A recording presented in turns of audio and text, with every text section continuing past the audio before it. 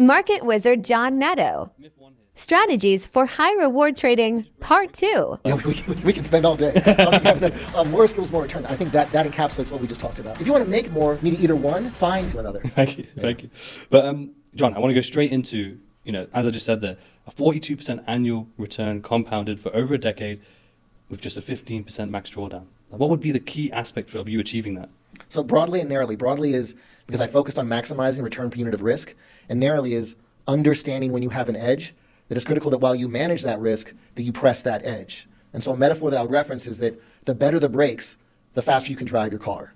And so situations set up, they create high reward, low risk trading opportunities. They don't come every day, but when they do come, having the understanding that they're there, and then having the ability, having that process in place to execute is what provides that. Because as you mentioned, let's start with the worst part of that first, if you will. And that is a couple of times I had max 16% drawdowns. And we can get into over the course of the show what Jack Schwager did to verify those returns, and then what I did in terms of hiring a CPA to actually verify those returns. There's an audited track record there in that book that talks about that. But it really comes down to that it's about maximizing return per unit of risk and saying, okay, this is my risk budget, and then how can I monetize around that risk budget and go from there. So that's something that's how we narrow it down to answer that question. How would you go about identifying those trade scenarios, those low risk, high reward scenarios? Sure. So the global macro rate is broken into 3 sections. And again, it's an encapsulation or memorialization of my trading strategy.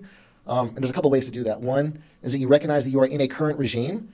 And this regime, a number of people have not caught up to that regime. They're not aware of that this is what is dominating the market. This macro theme, this narrative is what's pushing this trade. Okay. As a consequence of that, you can identify better risk reward trades that set up. For example, if here's a superimposing that strategy to today. All right, we are